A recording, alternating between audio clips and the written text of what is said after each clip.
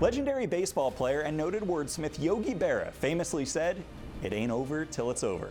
Now, Yogi probably wasn't thinking about the 2016 Clay Perrysburg baseball game when he said that, but it certainly still applies. Hi and welcome into another edition of BCSN Classics. I'm Alex Wilcox. This game was a pitcher's duel the whole way. Connor Meredith of Perrysburg went toe-to-toe with Clay's Zach Brown as two teams picked to win their leagues met up in an early season showdown. It took until the 7th inning to get some fireworks, but they were certainly worth the wait. Mason Lowry and Rick Poland take us back to April 5th, 2016 at the Oregon Rec Center. On a cold and blustery Tuesday, we bring you high school baseball on BCSN out of the Oregon Rec Center. The Clay Eagles hosting the Perrysburg Yellow Jackets. BCSN in high definition brought to you by Dave White Chevrolet, the place to go. Alexis and Monroe, Dave White Chevrolet. Mason Lowry and Rick Poland with you. Already one out here in the top of the first. And Mrs. Lord outside to Dominic DeSalle, the Perrysburg second baseman. Connor Meredith, the Perrysburg starting pitcher and leadoff hitter, is already grounded out back to the mound. Zach Brown getting the start today for Clay. 1-0 pitch rides inside. And Rick, these are two teams considered to be among the best in Northwest Ohio at the start of the season, coming off of very different trips to Florida. Yeah, Perrysburg not able to pick up a victory down in Florida, but the competition that they faced was very stiff. Saw a lot of good pitching. Clay, on the other hand, they won 4 games down there, but they did not play the same teams. They were near each other, near the Cocoa Beach area. A little above the belt. A 3-1 count on Dominic DeSalle.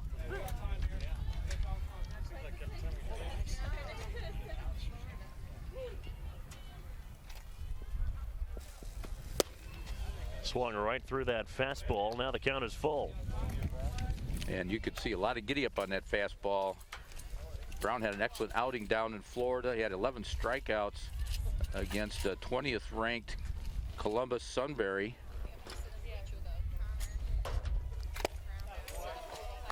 Swung right through another fastball, and DeSalle down on strikes. First two retired here in the first. Bases empty for Trevor Hafner. And he was facing Mason, the #1 sophomore prospect in the state of Ohio. His name is Austin Becker, and he's already committed to Vanderbilt, which is anyone that follows college baseball is a pitching factory. So the Clay Eagles, they're, as with all the returning players they have and the pitching that they have, they're favored to win the track this year.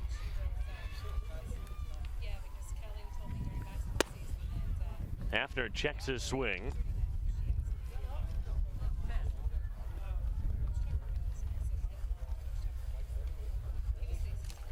And we welcome those of you joining us live on BCSN. We're out of the Oregon Rec Center. Scoreless in the top half of the first inning. A 3-0 count on Trevor Hafner. It's the Clay Eagles taking on the Perrysburg Yellow Jackets. Mason Lowry and Rick Poland with you. Zach Brown trying to work a 1-2-3 inning for Clay. Hafner ahead of the count here. That's over for a strike. Trevor Hafner coming off a great season last year. Won the Triple Crown in the NLL. Very good baseball conference as Hafner draws a walk.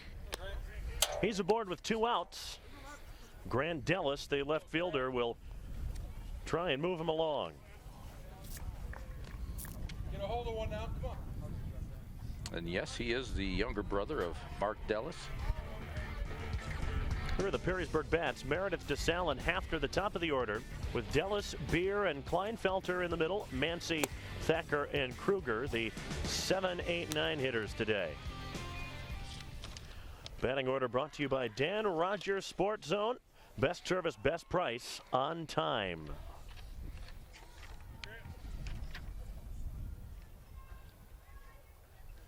Big fella in the batter's box. Slices that back to the backstop. 2 strikes on him here.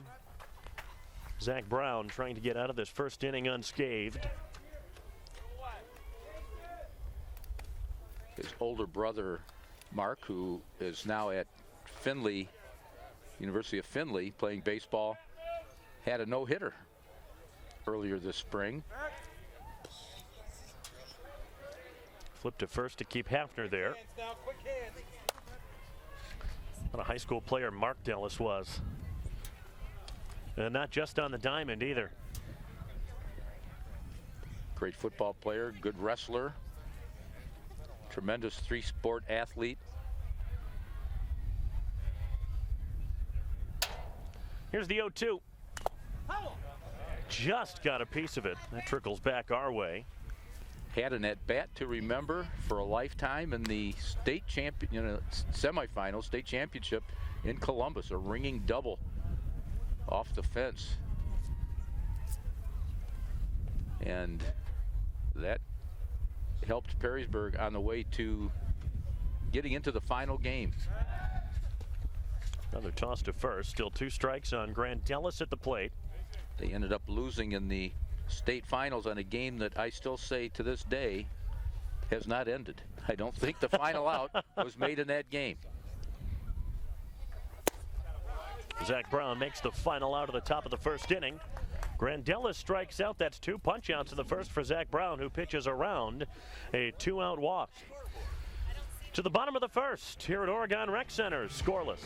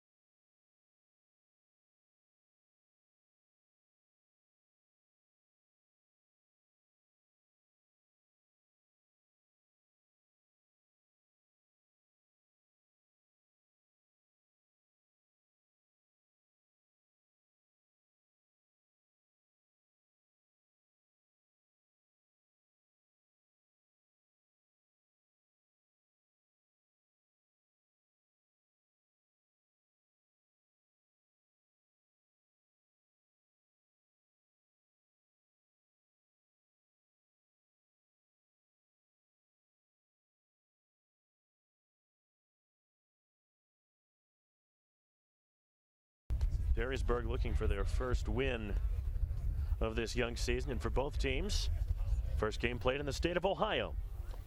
Weather a little bit different than they saw down in Florida, I would imagine. That's right. They hated to leave that weather to come back to this, but that's such is the life. That's why you go down to Florida, so you can get down there and play some games in some nice weather.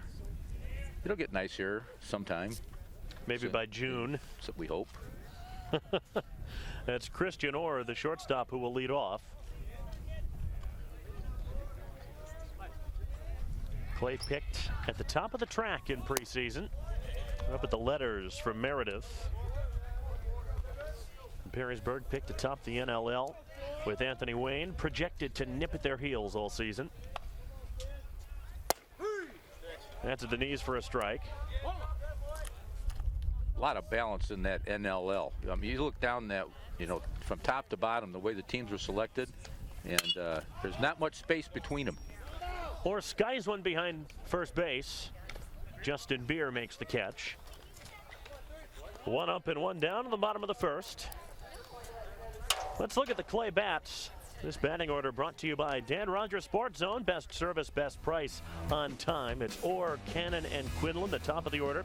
The heart of it is Moore, Brown, and Walter, with Henson, Belinsky, and Yenrick, the 7, 8, 9 hitters. Strike 1 to Chandler Cannon. He was the best hitter in the track last year, hitting above 500. Tremendous pitcher as well. Lefty on lefty. That's lifted to left near the line. Grant Dellis comes over to make the catch. 2 gone.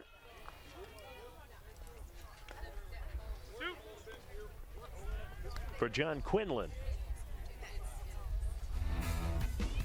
Here's how the defense sets up. Meredith and Kleinfelter is the battery, with Thacker, Hafner, DeSalle, and Beer around the horn. Dellis, Hayes, and Kruger, the outfield from left to right.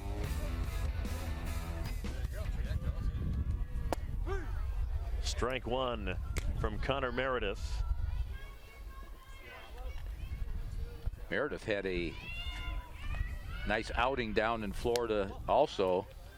So we've got two really good pitchers facing each other here. And as we mentioned, they're both kind of on the pitching deep side.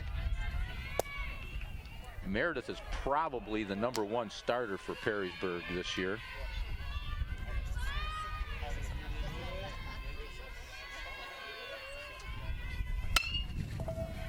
Ground ball to shortstop. Hafner has it deep at short, plenty of arm, and out by a step is Quinlan. And a quick 1-2-3 inning for Connor Meredith. Both teams without a hit through one. We go to the second at Oregon Rec.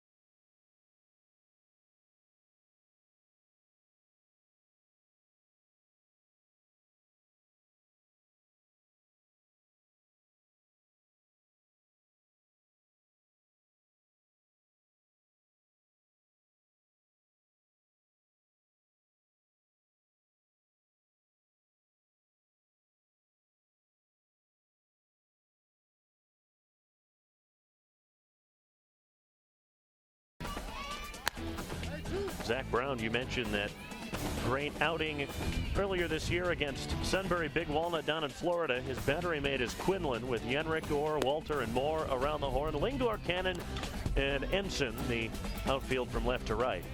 Those 7 strong innings against Big Walnut, 11 strikeouts. Struck out 2 here in the first, and we'll see how he fares against the heart of the order.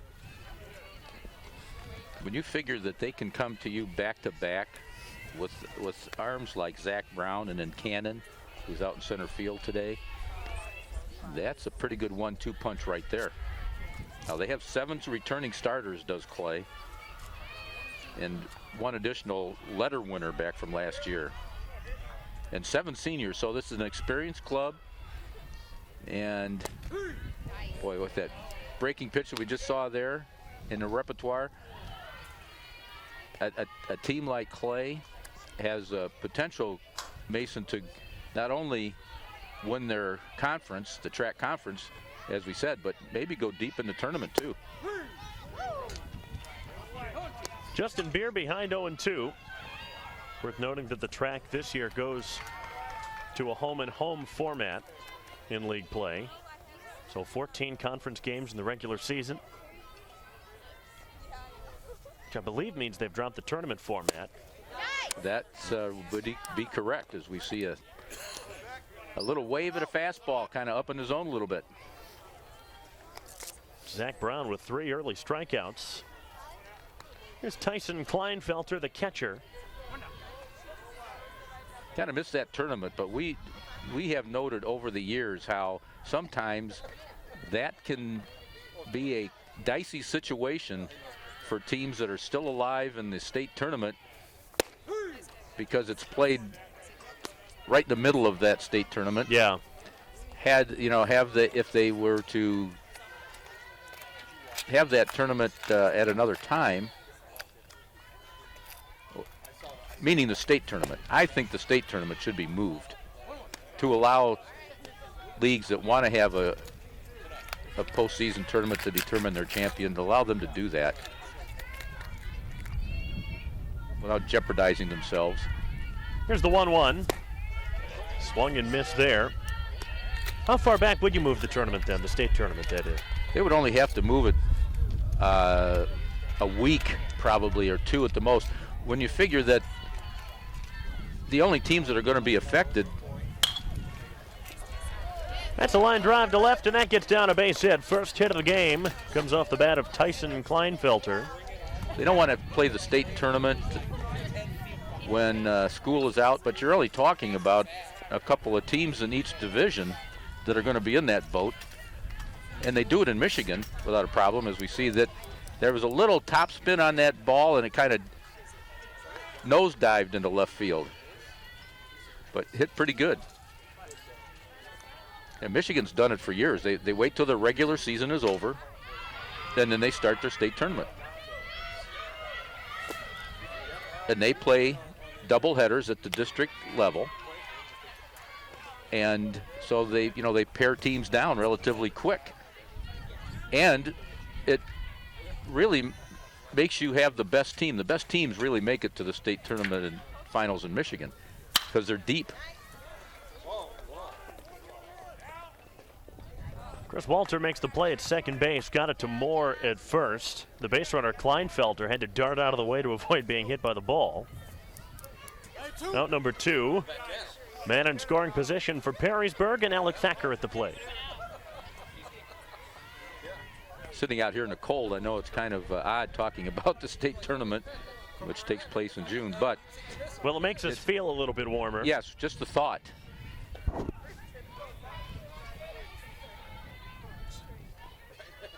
First pitch to Thacker, the third baseman, is at the knees for a strike. Those can be really fun district days up in Michigan. I remember you and I a couple of years back when Jackson Lamb was at Bedford. Remember we watched him up in Monroe, was it? Yes, in Monroe, yeah. They played that two crazy games game where that he was singing to himself on the mound. Yep. Hey, Mama, rock me. That's on the corner. Throw down to second base was offline. They might have had a chance to get Kleinfelter, who had strayed from the bag. And the throw been where it needed to be. Yeah, you can't make it deep in this Michigan State tournament with only one arm. Absolutely true. So you have to have a deep, strong team. There's enough of a premium on pitching in high school baseball, period, even more so up in Michigan. But that's what handcuffs teams in Ohio that have league championships, city championships. If you're still in the state tournament at that point, then you have to save your good arm or arms for the state tournament. You don't get to use your best team in your league tournament or city championship, and therefore a lot of teams end up going deep or maybe even winning a state championship but don't win their league. Here's the 1-2. Blew the fastball by him. Zach Brown putting on a show in the cold here at Oregon Rec Center. He has struck out 4 through 2 innings and has given up just 1 hit. To the bottom of the second, scoreless.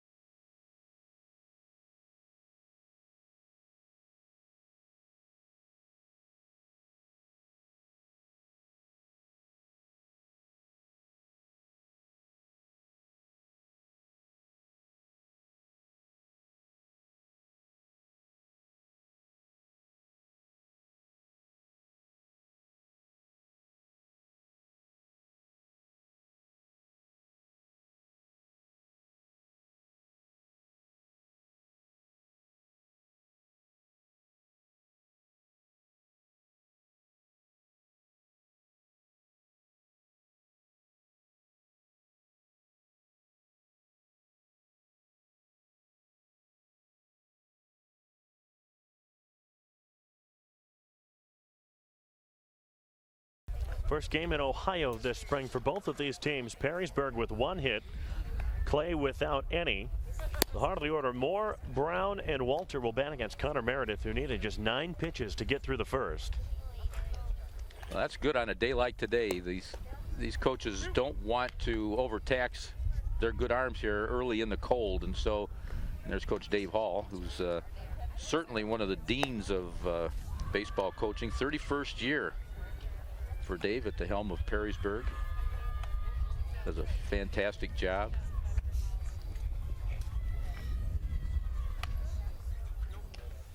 But they don't want their arms injured in this cold weather. So if they can keep their pitch count down, that'd be great. I'm surprised at how well the both pitchers have been able to keep the ball in the zone, because the ball is hard to grip, and that the horsehide gets a little slick because of the cold. Well, it's not that easy to pitch in this. Josh Moore, the first baseman, swings and misses at a pitch down in the dirt. He's behind quickly, 0-2. What's the hardest pitch to throw in cold like this? Breaking pitch, because you don't have the feel for the ball.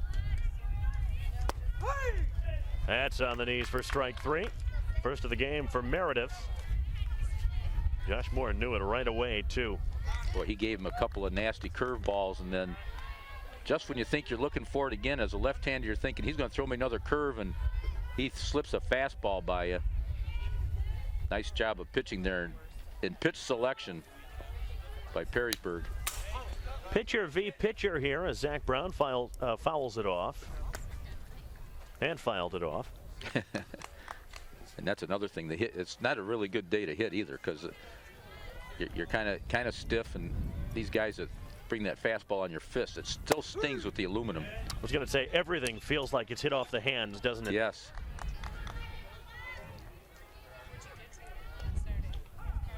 Meredith ahead 0-2. Here's the pitch. Just got a piece. Well, in the aluminum bats, when it's cold like this, when aluminum gets cold, you know what it's like. The metal gets cold, and it kind of changes its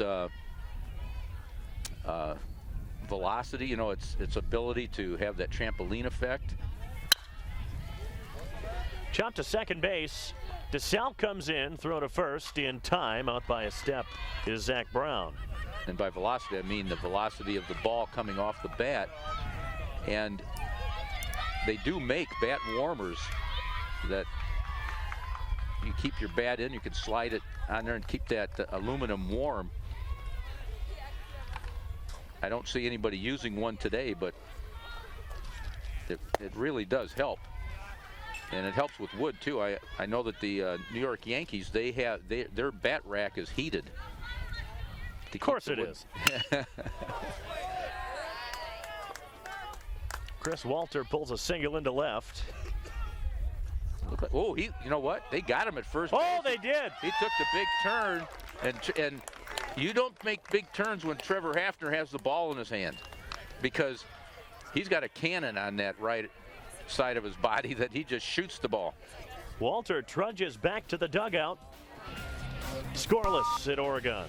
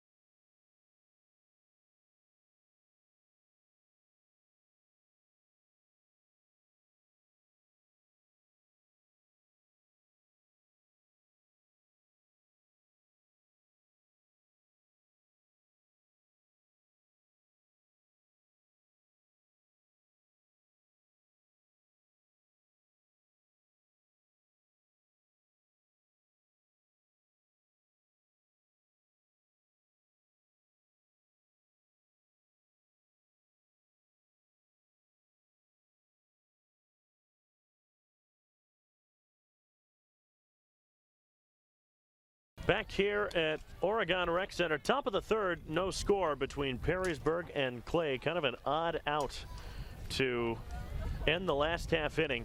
Chris Walter gets on base with a routine single to left, but kind of a lazy turnaround first.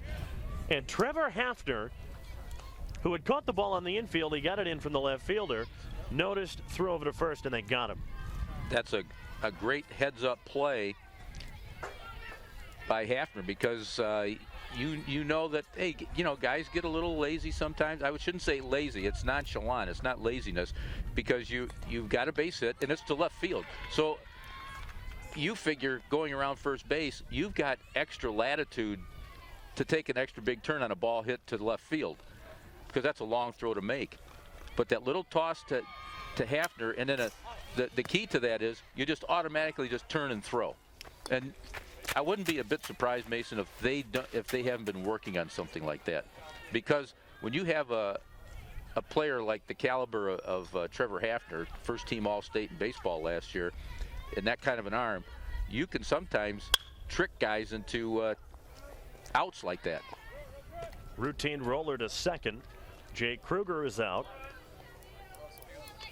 Throwing behind the runner. Guys with good arms have, through the eons of baseball, done that to base runners a lot. Throwing behind the runner, because it's not routine for you to do that. You're always taught to throw the ball one base ahead, hit the cutoff man, so forth, up ahead. You don't usually teach players to do what Hafner did, because it has a tendency to maybe get thrown away and you give a guy an extra base for no reason. But when you have someone that can play with the caliber like that, and there's a number of players like this on the field, you can't take anything for granted. Connor Meredith pops it up, slicing toward the fence and out of play onto the top of the cages.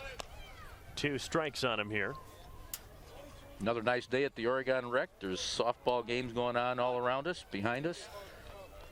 Sun's out. Don't let that sun fool you, though. No, it's already I can't feel my cold. feet. Usually more blustery here than it is elsewhere coming in off the lake. Wind hasn't been much of a factor for the last 10 minutes or so. 2-strike pitch out of the glove of Quinlan.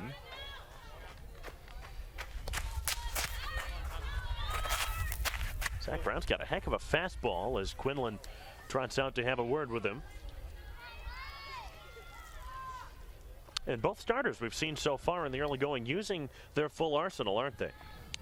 Yes, which you like to see. The pitching coaches and head coaches like to see their pitchers go out there and be able to command every pitch that they have. And Zach Brown has the 3 basics. There's your fastball. He also has a curveball and changeup. And that's really all you need. And there's some pitchers who will get by with just fastball changeup. Just keeping the hitters off stride. 2-2 pitch. There's your change. Curveball. Take a little off the curveball, hung up high. And you throw it with the same motion, same arm speed, same arm slot, so it's deceiving to the hitter. That's guided to right. Slicing near the line. Ensign over to make the catch. 2 up, 2 down, and here's Dominic DeSalle. And since hitting is all timing, if you can keep the hitter's timing off, you end up getting easy outs like you just got there with a nice high fly ball to right field. Took the sting out of the bat. Use your defense.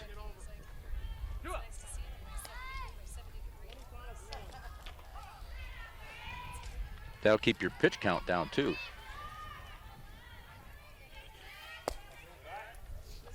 Low and into DeSalle. Zach Brown struck him out first time through the order.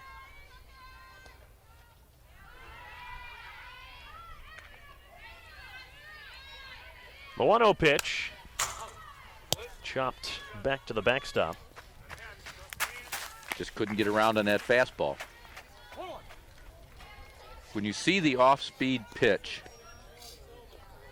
and then it's followed by the good fastball, it just makes it look that much quicker.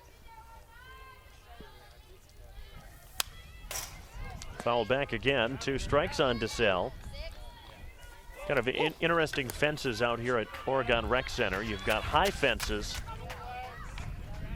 from the corner up to the gap, and then a shorter fence in straightaway center. High fence all the way around the outfield at the various softball facilities out here too. Slap to shortstop, diving stop by Christian Orr. And the throw gets away from Moore, the first baseman. And it goes into the dugout, so he's going to be awarded second base. And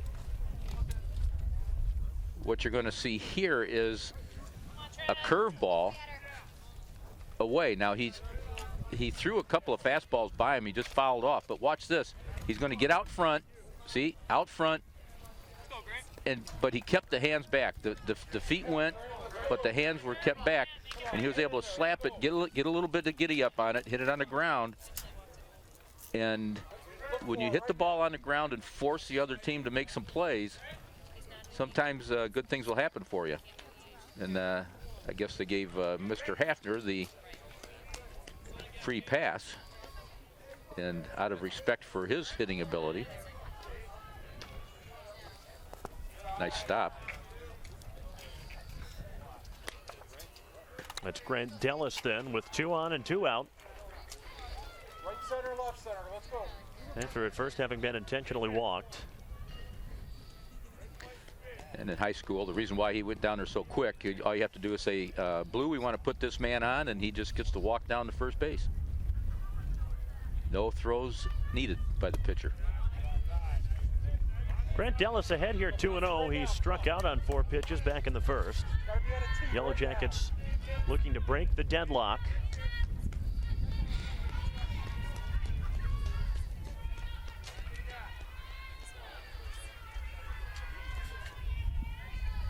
The 2-0. Swung through it.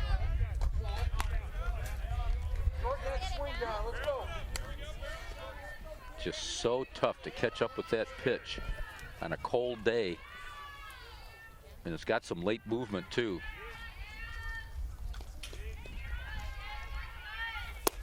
There it is again. You get a little frustrated as a hitter. Now, here's where he's gotten a little bit of difficulty when he's gone to his breaking pitch here, because it speeds up the bat of the hitter. And he didn't bother to do it. Went with the heat. That pitch has been effective for Zach Brown all day. He strikes out Dellis. He leaves 2 on the bases. Bottom 3 coming up. No score at Oregon Rec.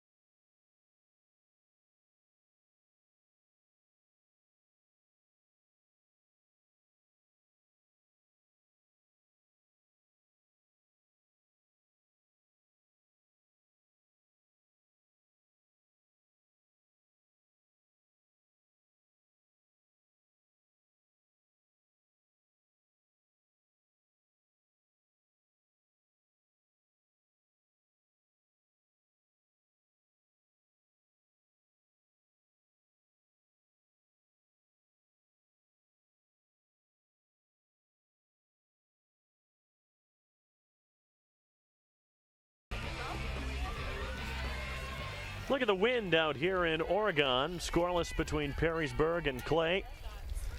I guess you could call this a pitcher's duel so far. And pretty much what we expected, because both of these arms that were put out there by the 2 coaches getting off to good starts this year in their spring trips and highly touted coming into the season. Not surprising. The only question mark would be how they would react in this weather. You saw that flag in the wind. It's very, very chilly. It's below freezing, I'm sure. Wind chill. Skied off the bat of Mason Ensign all the way out of play. Long, fruitless run for Jake Kruger. I suppose not fruitless in this weather. Allows him to stay warm. I was just going to say he probably welcomed that little sprint that he had to make over to the foul line. Get the old blood flowing and kind of warm you up a little bit. Ensign, a junior, also a running back on the Clay football team. Took a little off that pitch, did Connor Meredith. 1-2. And boy, did that have some late movement on it. Dipping into the right-handed hitter, and he swung right over the top of it. Called third. Second strikeout of the day for Meredith. A nice job of pitching there by Meredith after he got that swing over the top of the breaking pitch. They set up outside. Look at that. He hit the mitt. For you kids out there, this is what you do as a pitcher. You hit the mitt. Brock Belinsky off the hands behind first and just foul. Those are the type of balls that we just saw there off the bat that are going to be one way these guys are going to be able to touch up these pitchers. Just kind of get one off the end on a swing. But when you have command of your pitches like that, if you can hit that target, you get way ahead of the game.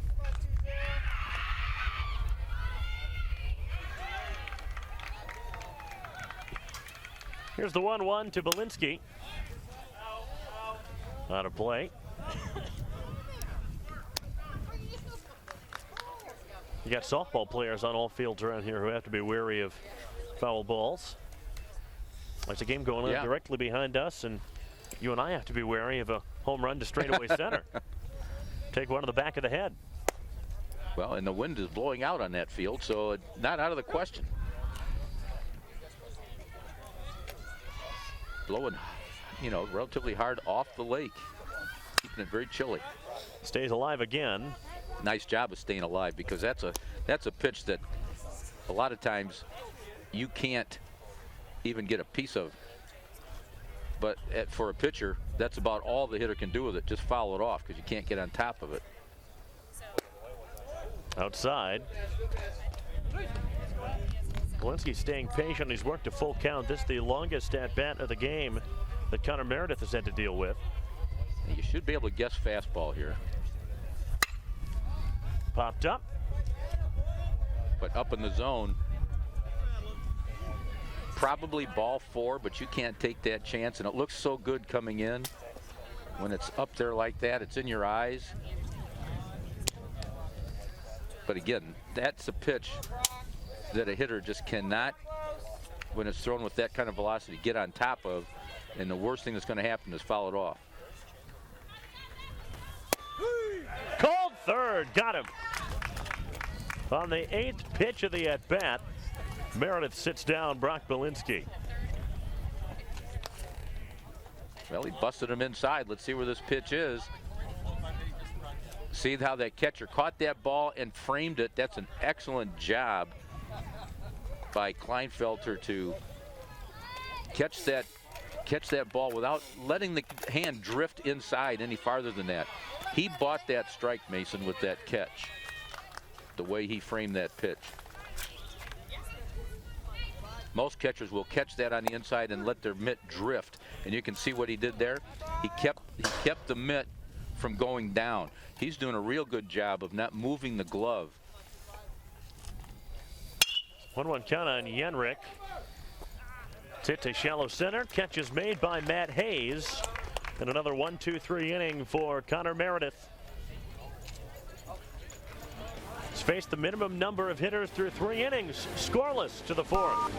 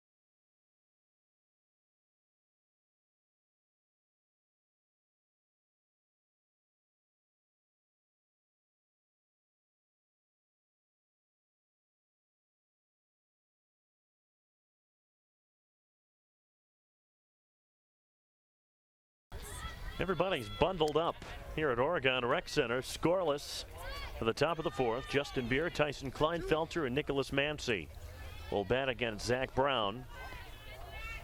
This is turning into one of those games of who's going to blink first. Perrysburg had an opportunity when they got runners at first and second, but could not get what's probably going to be one of those hits I mentioned earlier. Just somebody is somehow going to get a runner in scoring position, whatever way, and then there's going to be a doink dropped in somewhere or a wild pitch or something.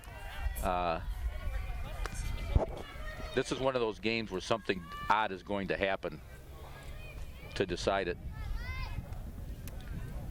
Perrysburg have made Zach Brown work so far. He's thrown 51 pitches through 3. Conversely, Connor Meredith has only thrown 33. And it could be something as odd like a home run, because you wouldn't expect the ball to be hit out of here today in this cold air. That and would be wind. peculiar. That would be very peculiar.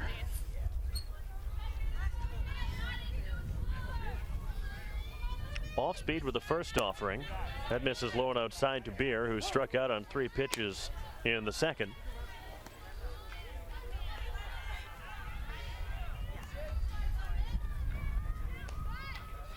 Both of these leagues should be interesting this year.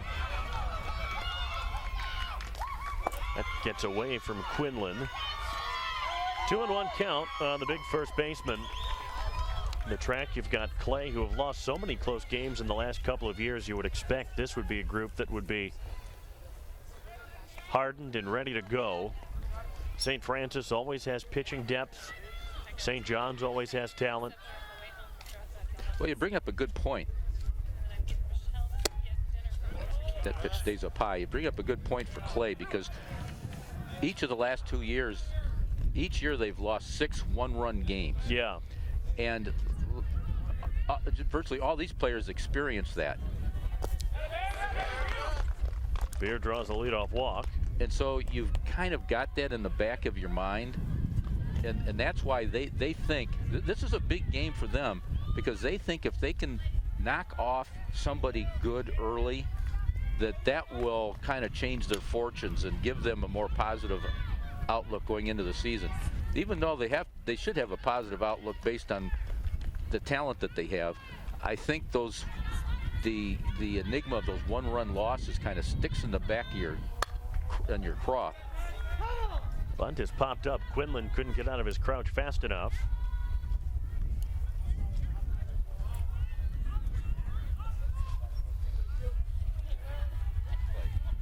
Kleinfelter had a single in his first at bat.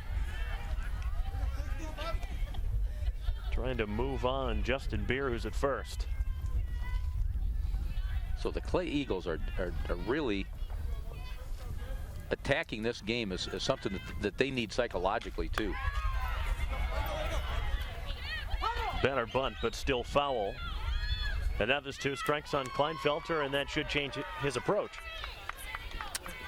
Yep, and Coach Dave Hall is walking in the third base coach's box with his head down, sliding cleat on grass, because he wants all these players. He likes to use the bunt as an offensive weapon for years and years. You have to be ready for him and Perrysburg to lay down bunts. You have to be ready to defend that bunt. Low and in for ball 1. He puts a premium on it. He wants his players to be able to bunt, and he's not happy when they don't execute it. And I agree with it. It has to be emphasized to the players. This is a game. This is the type of game where you need those things. Slap to third base. Yenrich to second for 1. They won't get Kleinfelter, but the lead runner is out. So fielder's choice. 1 away for Nicholas Mancy. When you play competitive baseball at the high levels against good teams, many times you're playing for just 1 run. And when you're playing for just 1 run, you have to be able to bunt up and down the lineup, because you never know when you're going to be called upon to have to advance a runner or suicide squeeze. That's what makes Perrysburg so successful over the years. You're going to get those games, you know, sometimes kids get lulled to sleep by thinking, oh, we can just pound people, and sometimes you do pound people, but when you're playing up against really good teams, they've got really good pitching, you're not going to be pounding them. Off speed in for a strike.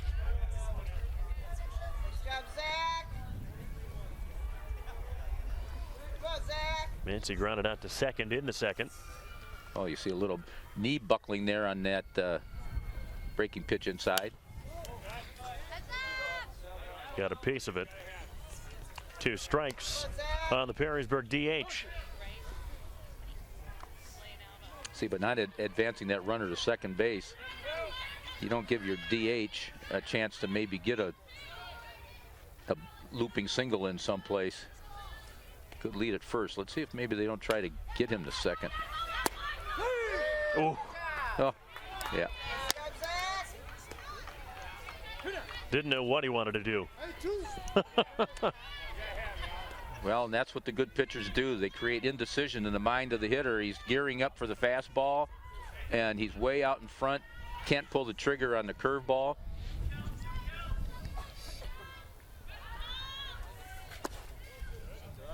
Low and away to Alec Thacker.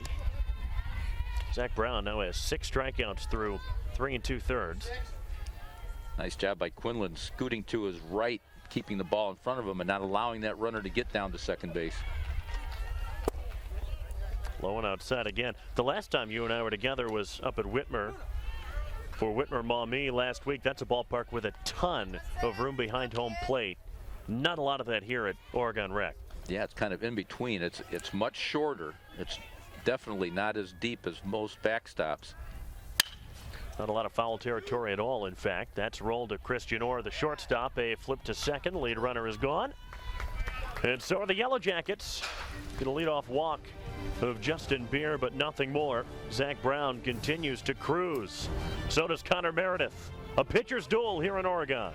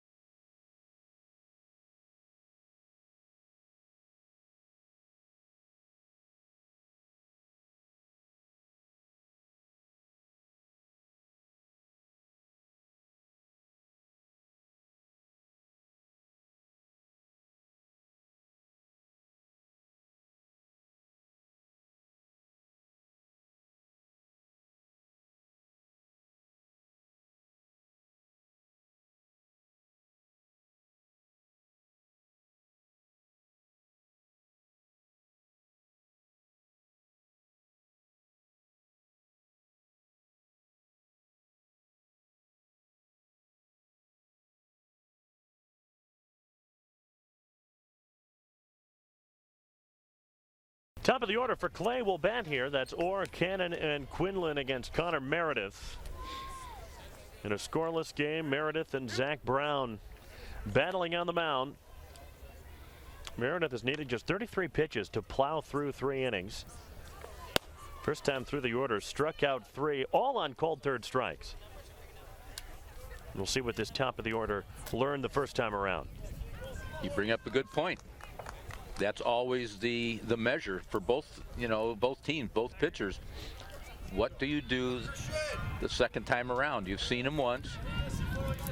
It doesn't necessarily mean you're going to do any better the second time, but it certainly does help. And sometimes that first round look is enough for a good hitter to make adjustments, and also with some help from the coaches, and try to find that weak spot.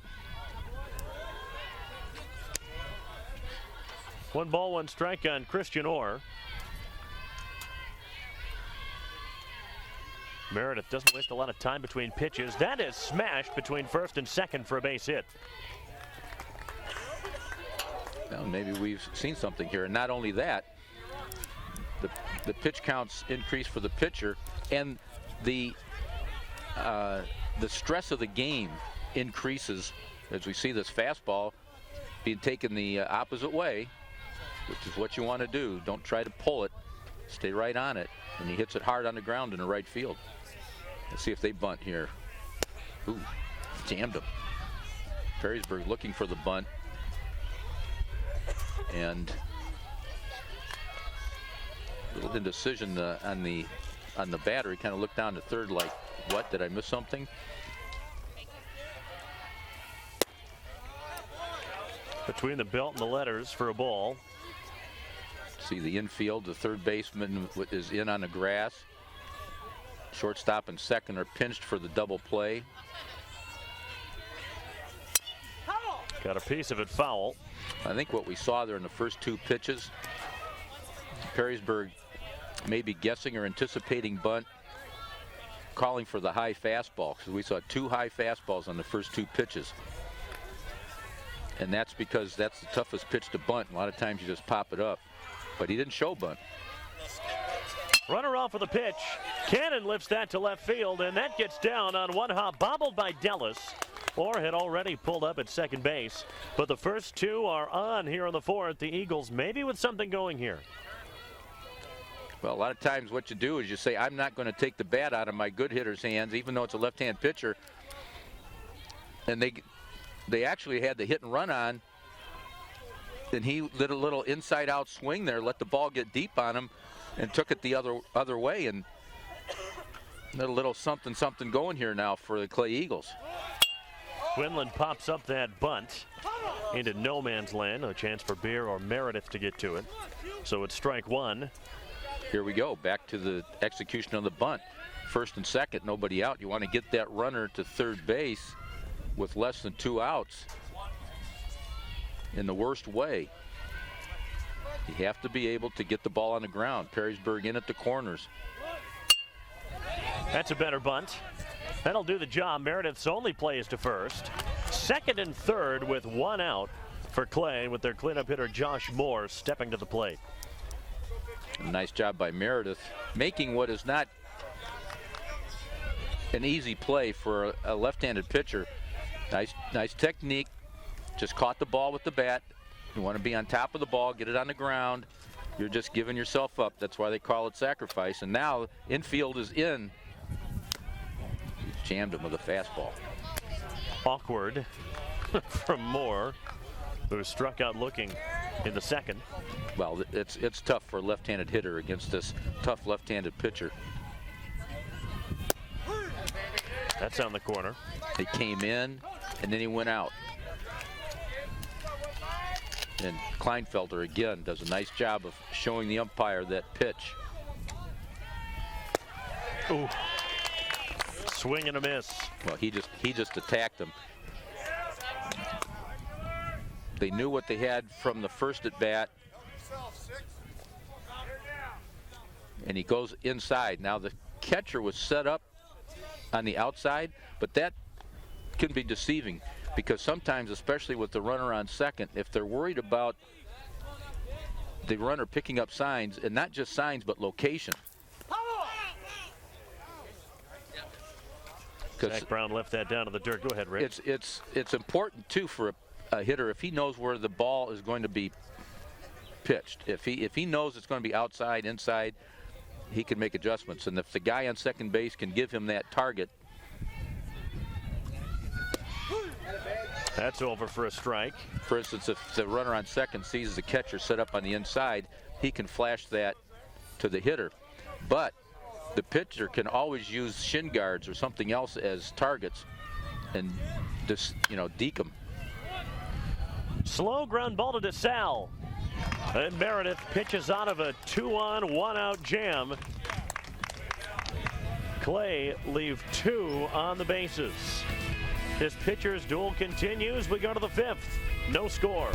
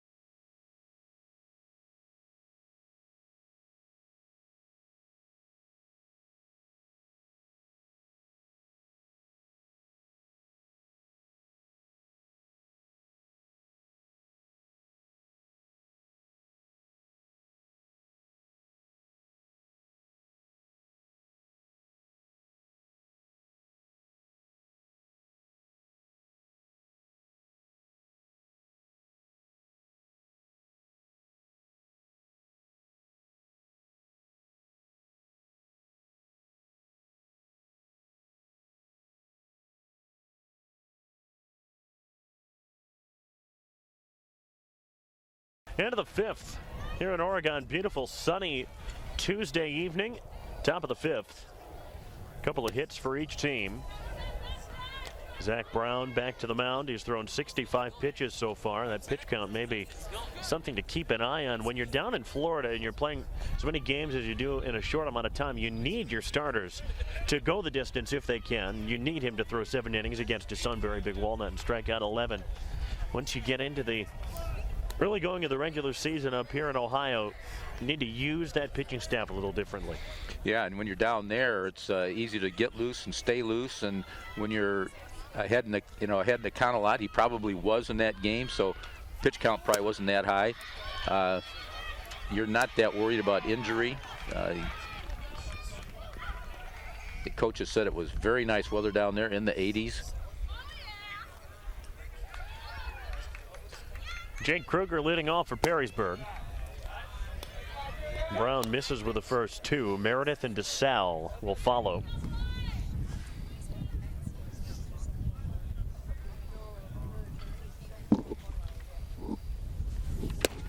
That's high. This is about the time, Mason, where I thought it was going to get a little bit colder. And you'd be right. And it is. If it could get colder. That ball 4. So Zach Brown loses the number 9 hitter on 4 pitches. Well, you don't like to see that if you're the Clay Eagles. Walking the number 9 hitter and setting the table for the top of the order. Now let's see what Coach Hall wants to do here. Clay has the third baseman in looking for bunt. Meredith bunts foul. Wrong side of third base. And again, Coach Hall looks down on the ground and pushes the dirt around.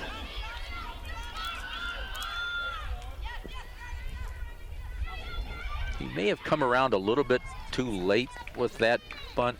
When you're sacrificing, you want to get around kind of early, make sure you get it down on the ground.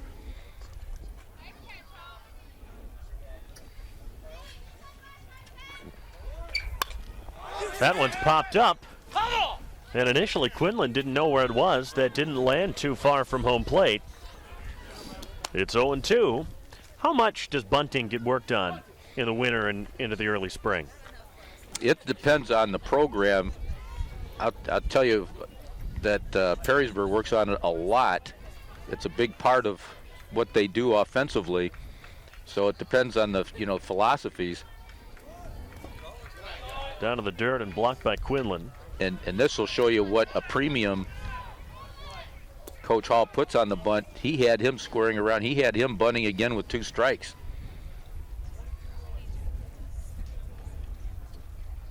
And he figures, this is a must to get that runner to second base. Well, called third.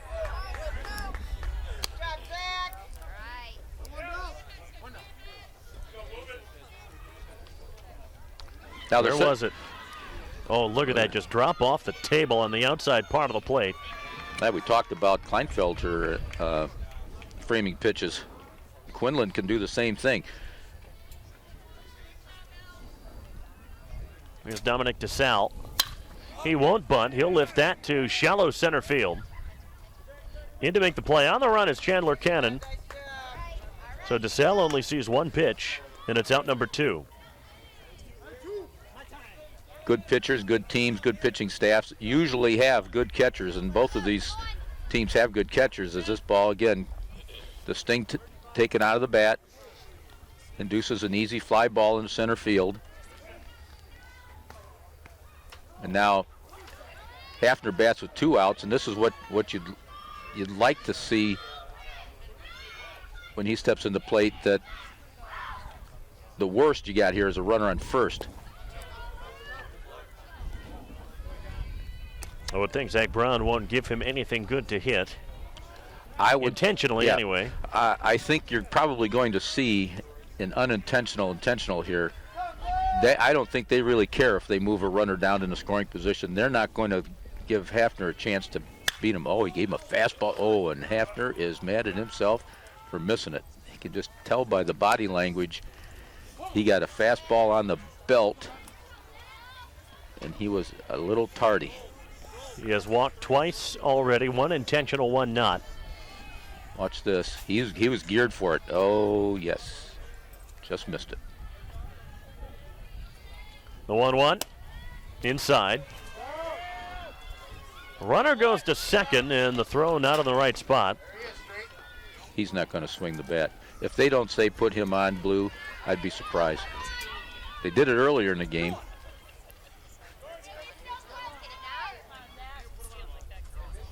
There it goes. And they did. Flipped the bat away and walked down to first base. Trevor Hafter's going to see a lot of that this year. He saw a lot of it last year. Now, here's where, if you're the next hitter, this is where you say, okay, guys, you don't respect me.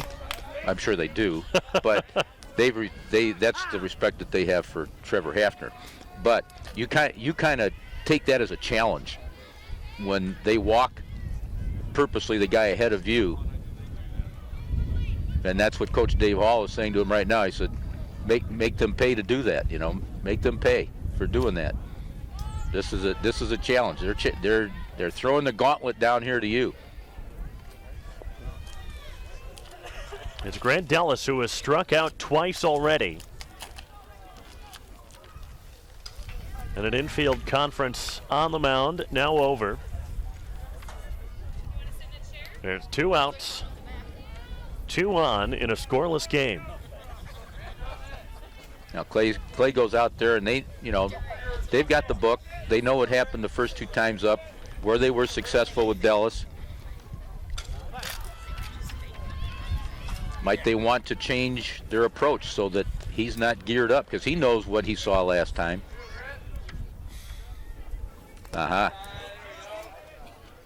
Breaking pitch. Pitching backwards. Now, he missed with it. So if you're Dellis, you can be looking fastball right here. Here's the 1-0. You know, he got it. He got it, and he got something with a little extra mustard, I think with a spoonful of relish, too. A little something extra, anyway. Yeah. A little hot sauce. A little Frank's on that one. And again. Brown now just 1 strike away from getting out of the inning.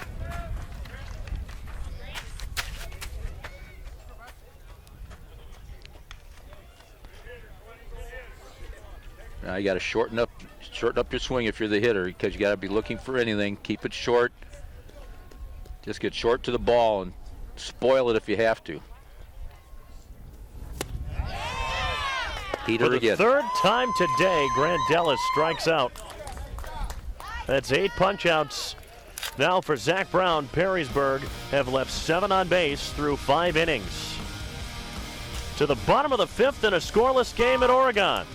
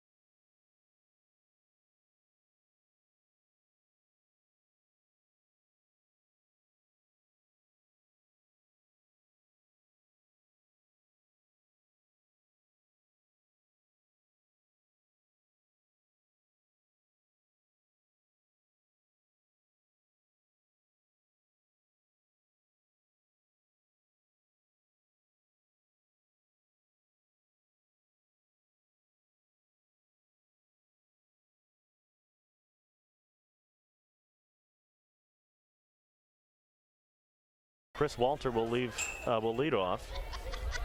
He singled, you might remember, with 2 outs in the second, singled to left, and was put out 7-6-3, maybe a little lackadaisical, making his turnaround first. And Trevor Hafner had him dead to rights. popped up out of play. I'd almost be willing to bet, and you do the PA announcing at the Mud Hens games, so you see a lot of baseball. Not sure I've seen that. But I was just gonna say, I'd venture to guess that you may not see a 7-6-3 put out again in all the games that you see and do this year. I think you'd probably win that bet. 2-1 count on Walter. At least the chances, if you were to go to Las Vegas.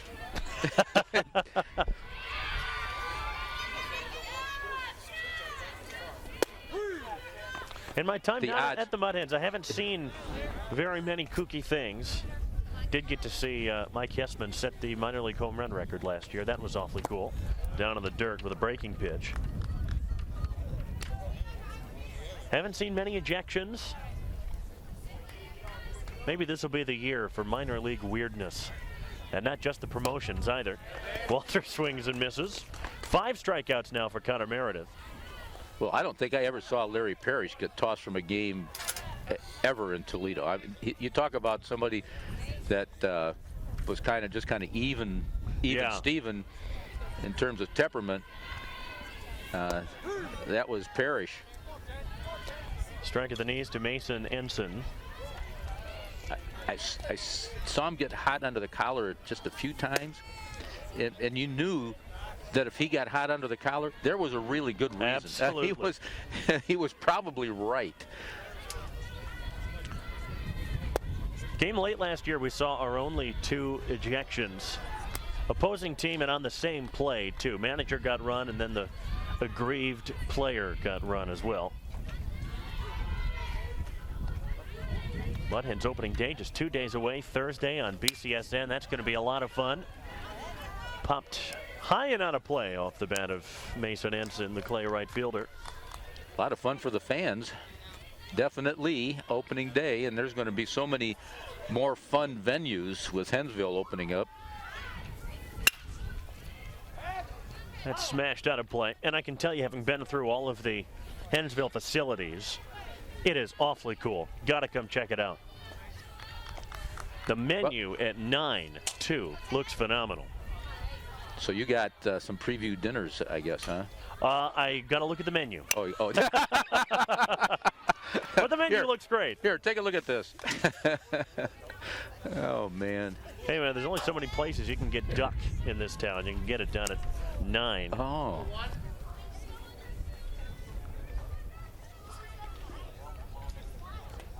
Now, is this the Mud Hen swamp type duck variety or just your run-of-the-mill mallard? Swing and a miss at an off-speed pitch. Meredith has struck out the first 2. Yes. Rick, yes. Here's Brock Belinsky. Another look at this breaking pitch that Ensign swung at, dropped off the table. Get you a little flat-footed in the batter's box.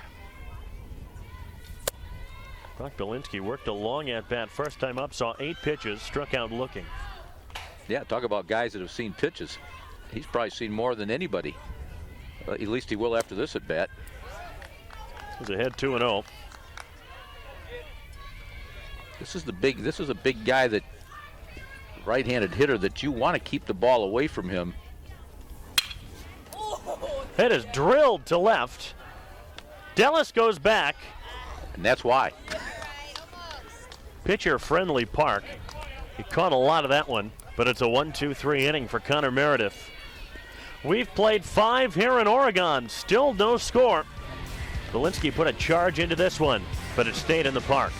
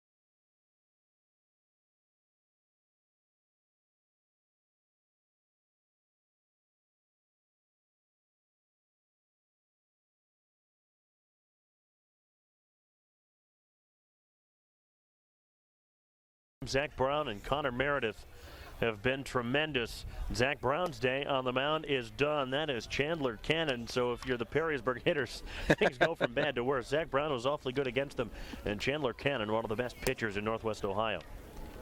Yeah, this is what is going to make Clay so tough this year, with a 1-2 punch like that, because so many times teams will have, one really good ace, and then you'll say, boy, if we can just get to this guy or get him out of the game, hope some other arm comes out there. But when you're hoping that against Clay, this is what they can send out there. Looks like Brown has moved to second, and Chris Walter has moved to center. That's what it appears.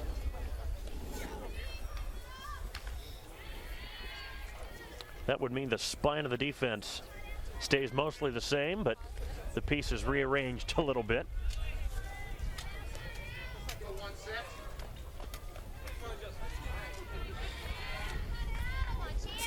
Justin Beer, Tyson Kleinfelder, Nicholas Mancy, the scheduled hitters here in the 6th. Well, it doesn't mess up your batting order, Mason. The defensive part of the score sheets, a little bit. Yeah, a little bit. Slide guys around.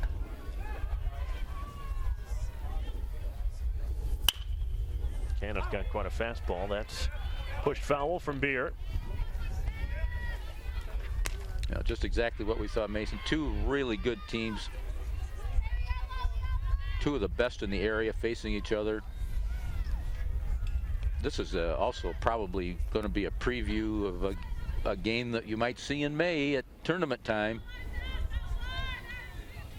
I don't think that would surprise anybody. That's strike 2. Cannon can bring the heat too. Great last name for a pitcher with a live fastball. Isn't it though?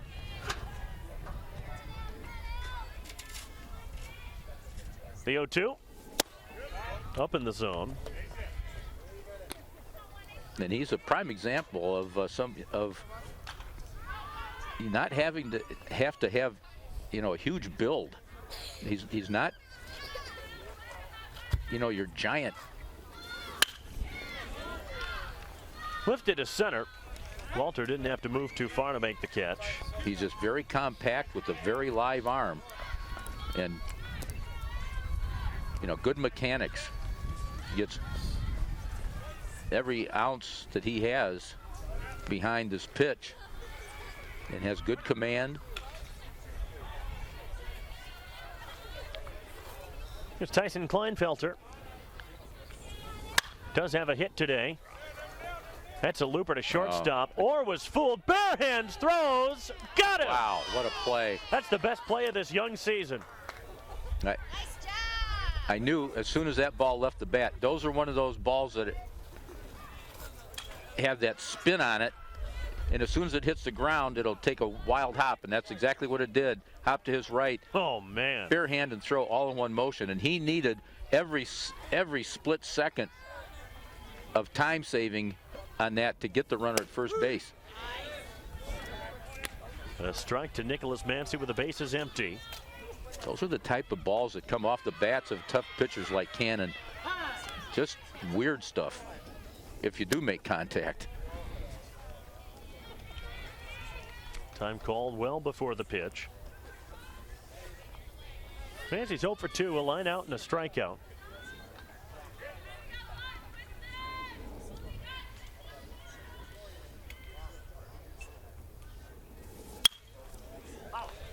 Chased a high one and slapped it back. 2 strikes on him now. He has that high heater that we talked about earlier in his arsenal too, that when it comes up around the letters to the hitters, it's so very, very difficult to lay off of, and you just can't do anything with it. Can't do anything with a fastball either. And a 1-2-3 inning for Chandler Cannon coming on in relief, but the play of that inning, that barehanded snag by Christian Orr, worth another look. A little bit behind him. Yeah, no problem. Bottom 6 coming up.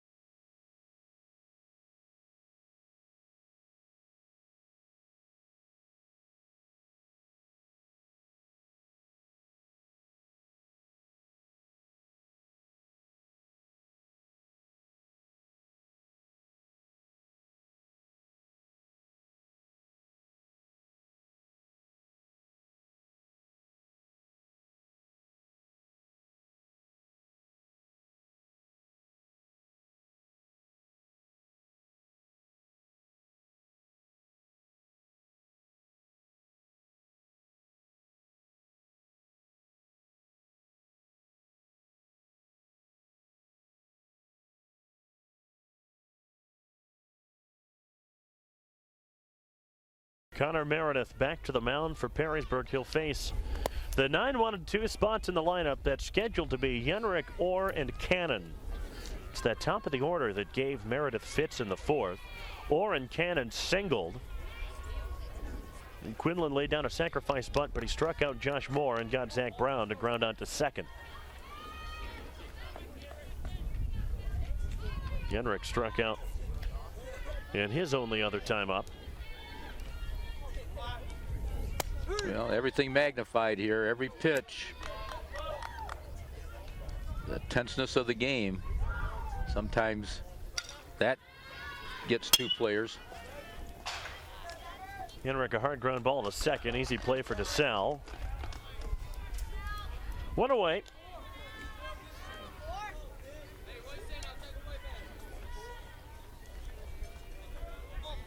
The later you get in a game like this, every pitch is magnified, every at bat.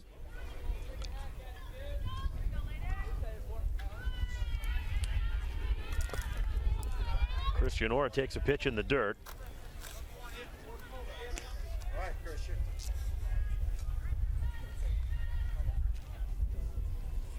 He's got a single. He's also popped out. That's hit hard down the left field line, but foul. That's what happens in games like this. You finally tattoo one, and you end up hitting it foul. You don't always get that good of an opportunity against a really good pitcher. Even if you're a good hitter, because we always said good pitching a lot of times stops good hitting. Ground ball ends up with Hafner at short. 2 away. That's another reason why both of these teams are really good and picked to go far. They have good defenses, so you match that pitching with good defense. We saw last inning the play that Orr made it short. Cannon first pitch. Hafner again. Plenty of time. And the side retired in order. Meredith doesn't need too many pitches to retire Yenrick, Orr, and Cannon to the 7th.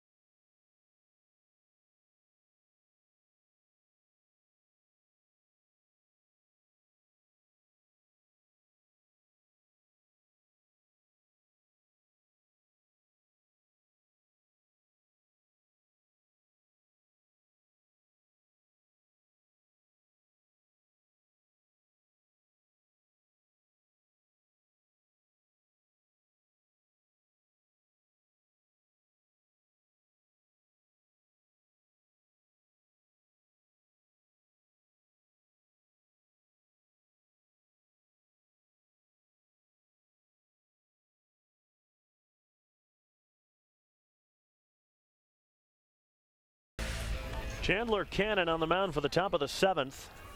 Worked a perfect 6th inning. Only threw 8 pitches. 8 pitchers? 8 pitches. The cold's getting to me. Thatcher, Kruger, and Meredith, the scheduled hitters here in the 7th. The lips and the tongue starting to get a little numb. Where's a good cup of tea when you really need it? Yeah. I'll tell you what, it wouldn't stay very hot out here very long. It'd be iced tea in a hurry. Yeah, you'd have to down it quickly.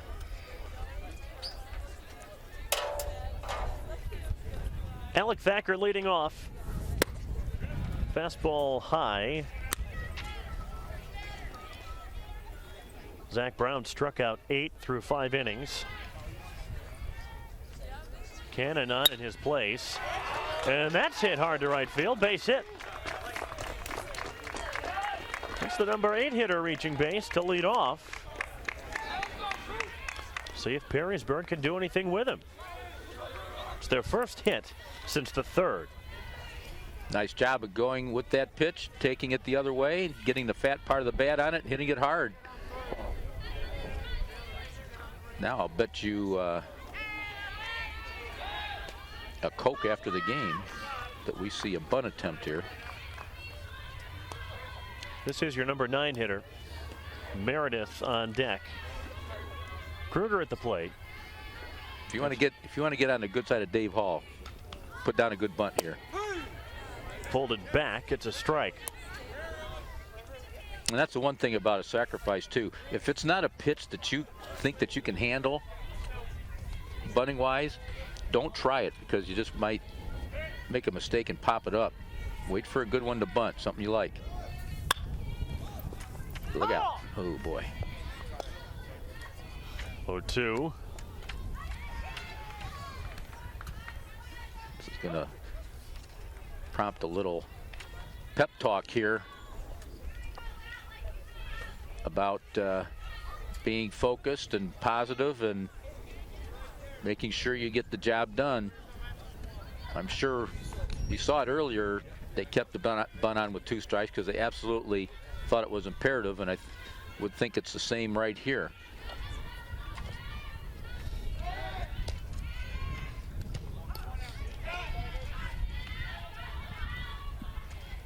The other thing that happens, even if you get the bunt down, they still have to make a play on it, and so many times you'll see the ball get thrown around a little bit.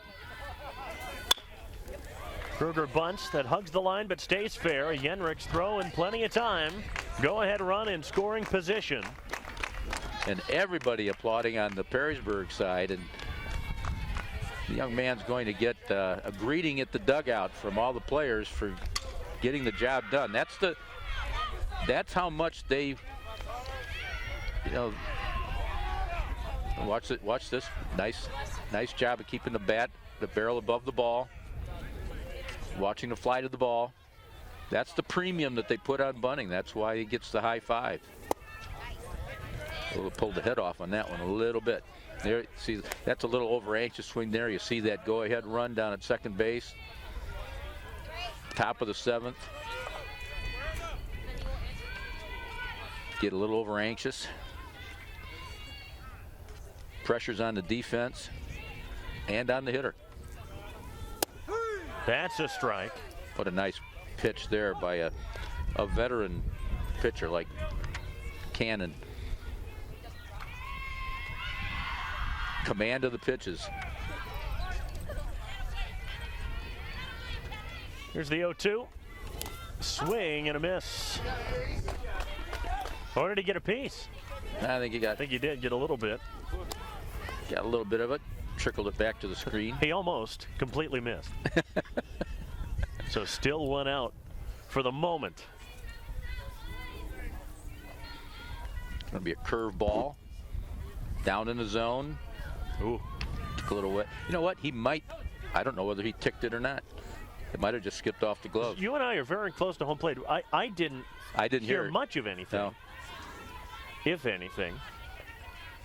So But we'll try it again. But you know what? He must have ticked it because the runner stayed at second. 0-2 pitch. Rolls foul. And looking at this lineup, DeSalle will follow, and then it's Trevor Hafner. And if he gets a chance to bat, you may not be able to just put him on. You're right. Then we'll see a challenge. Quinlan out for a word with Cannon. Maybe literally a word.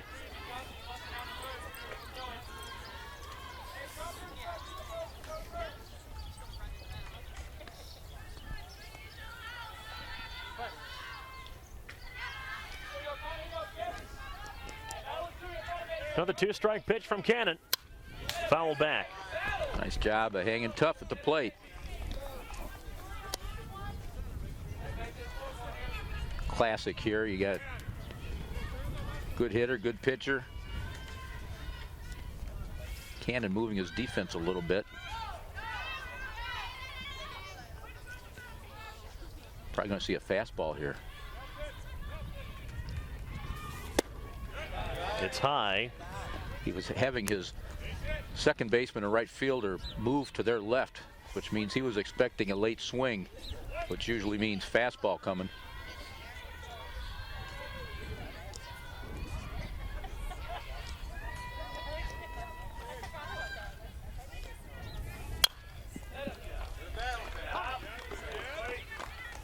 6 pitches into this at bat. Spoiling some pitches. Went with an off-speed pitch there. See what he does for pitch number 7.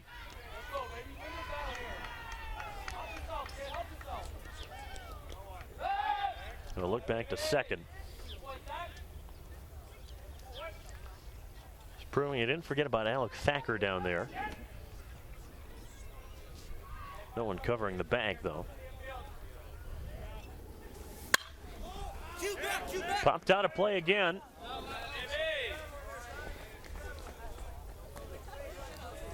What a battle between Cannon and Meredith. Yeah, this is Meredith doing a nice job here of spoiling pitches. And so many times you'll see a hitter when he does this, the pitcher gets a little frustrated and maybe will make a mistake. And that's when good hitters do their thing. They actually hit mistakes.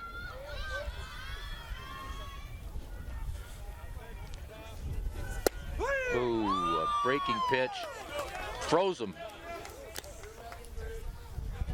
What a battle there. What a job by Cannon. What a job by Meredith. That was classic. I think he was looking for a fastball there. That looked like maybe a little bit of a slider. It was a breaking pitch off speed, and another nice job by Quinlan to hold it for the umpire. So Cannon wins the battle, but can he win the war? Ball 1 to Dominic DeSalle.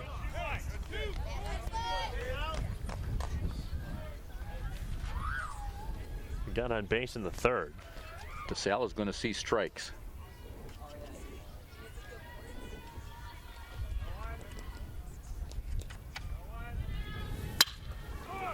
Ground ball, second base. Brown. Oh, he threw it away. And it went into the dugout, so it's an automatic. Run scores. It's an automatic run.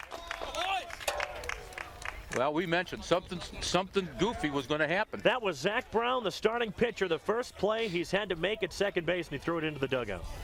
Mason, does this ring familiar to you when we did the Whitmer game, Whitmer-Maumee game? That's exactly what happened there. When you have to go from pitcher to defense, and there you see the jubilation there of the run scoring on a. Well, you hate to see that, you know, on an error like that, and especially by the starting pitcher who did such a great job.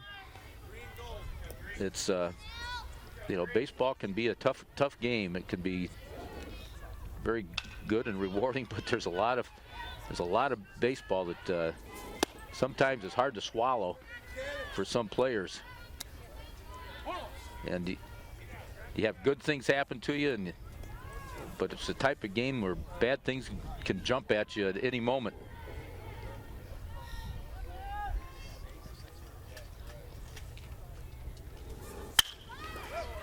Hit back up the middle and under the glove of Brown. A run scores. That's DeSalle. It's 2-0. On an RBI hit from Trevor Hafner. Well, I'm surprised, Mason, with first base open, they decide to pitch to Hafner, and he hits the ball pretty good up the middle, but, you know, it just kind of slid under the glove. It was probably going to be at least an infield hit, but once it trickled into the outfield, that allowed the runner to score from second easily. Perrysburg, 2 big runs here.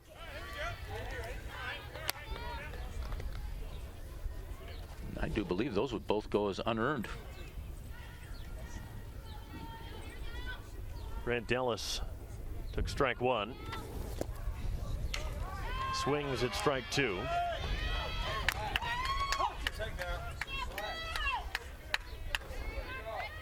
This would be, if this score holds, the unluckiest of losses for Chandler Cannon. That's low. Hafner takes second without a throw. He got a running start. They didn't even look at him, and he noticed that, so he said, I'll just take second base, thank you.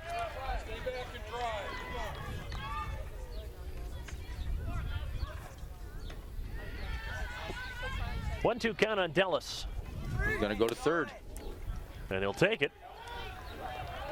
Sliding anyway.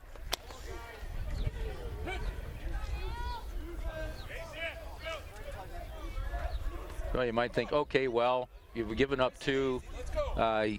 You don't need to worry about the guy on base, but now you've put him in a position where he's only 90 feet away, and on a wild pitch or a pass ball or another error, he's going to score easy.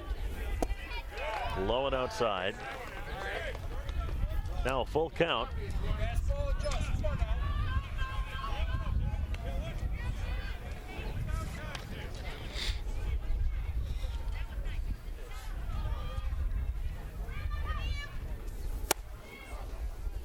And Grant Dellis strikes out for the 4th time today. But good news for Perrysburg. They scored 2 in the top of the 7th.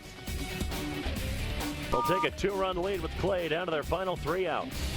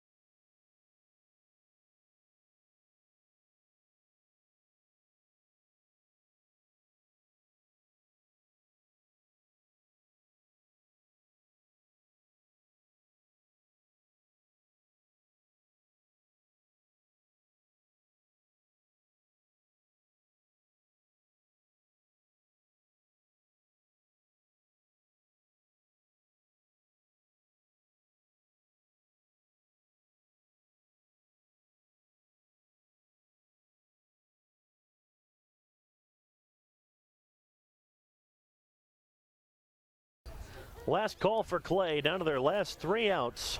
Perrysburg with 2 runs in the top of the 7th to take the lead. 2 runs on just 4 hits.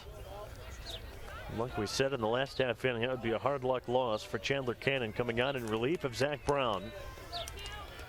Zach Brown, the first play of the game that he had to make from second base, threw it into the dugout to bring a run home, and another ball that just squirted under his glove off the bat of Trevor Hafner, bringing in the second.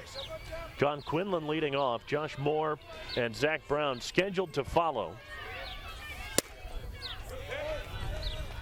Meredith misses with the first 2 pitches. Clay last got a hit in the 4th when Christian Orr led off with a single. That sliced into the softball field next to us. Quinlan with a ground out to shortstop, also a sacrifice bunt. So a 2-1 count here. Here's the pitch, way up high at eye level.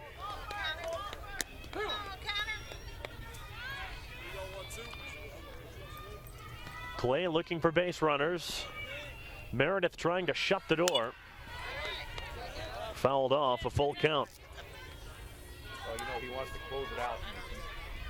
He's probably getting close to his pitch count. We're out of baseballs. What a time to run out of baseballs. Spring training for everybody, I guess. And we got one back. Oh, he threw it into the sun. He said, I can't see it.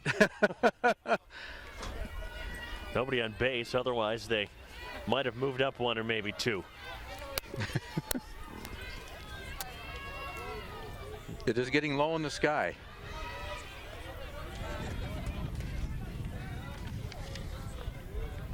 Full count pitch. That is ball 4. I think Quinlan wasn't too sure. Certainly the thing you don't want to do when your team just scored 2 runs for you is to walk the leadoff man. But he has thrown a lot of pitches. We'll see how far Perrysburg wants to go here. Here's a strike. Certainly with the left-hand hitter up, he would like to see Meredith do his thing here. Moore has struck out twice. He's behind 0-2.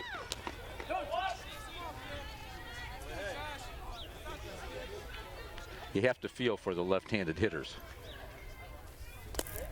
Down in the dirt.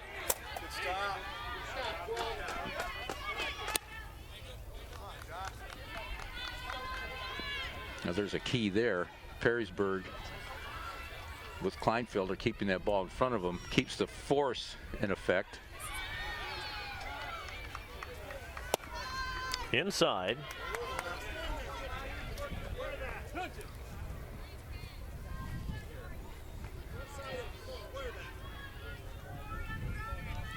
Counts 2-2. Well, he went. And he strikes out for the third time today. Kind of fooled him inside. Got him to start, he stopped, and I think we're going to see a pitching change here. They want him to pitch to the left-hander. He gets the pat on the back from Coach Hall, and the call is made to the bullpen.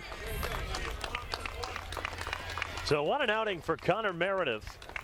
He goes 6 1/3. He's responsible for the runner on first base. He struck out 7 and scattered just 3 hits. You can't ask for much more than that. This is Casey Sobleski on to pitch. We'll step aside for the change.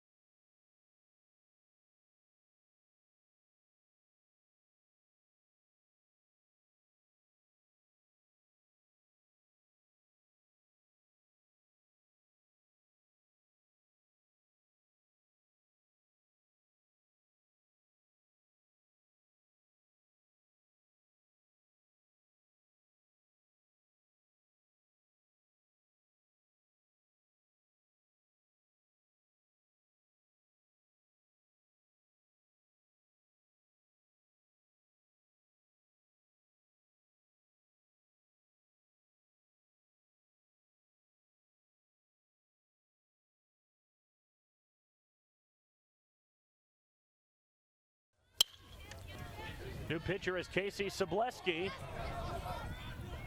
Throw to first rather from second. Gets away from Justin Beer. The runners move up. And now that puts the tying run at second. Yeah, that ball went into the dugout.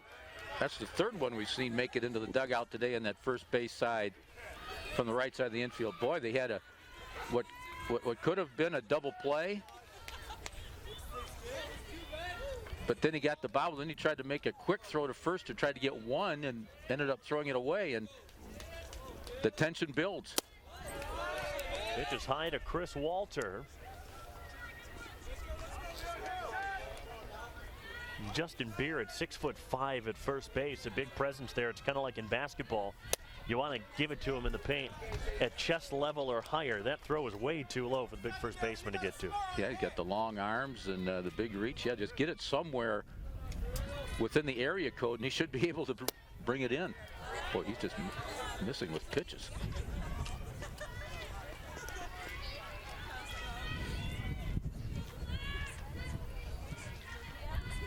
Nothing comes easy. That's in for a strike. So it's 2-1 on Walter. There's a single and a strikeout.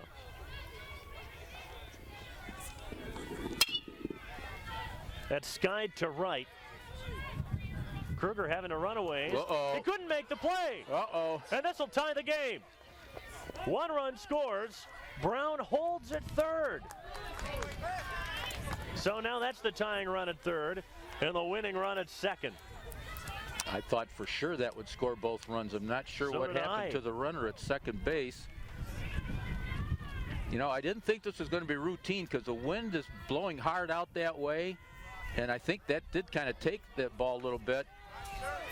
We don't see the runner that was on second in the picture there, but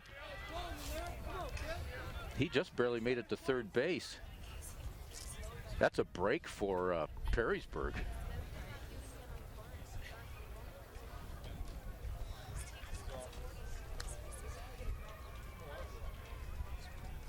He could have been tagging at second.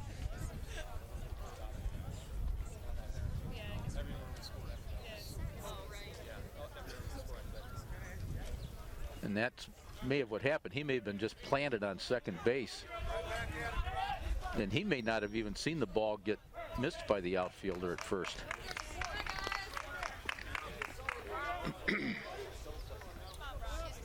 The bases are loaded for Brock Belinsky.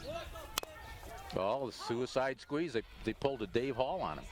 Mason Ensign, I believe, was intentionally walked, which loads him up for Belinsky. Well, we saw him hit one deep to left field his last time up. This time he was called upon to tied up with a sacrifice or a suicide bunt. Force he out got into that one. That's a fly ball to center field. That travels a long way, and that'll win the game for Clay. The winning run is Walter. Belinsky wins it.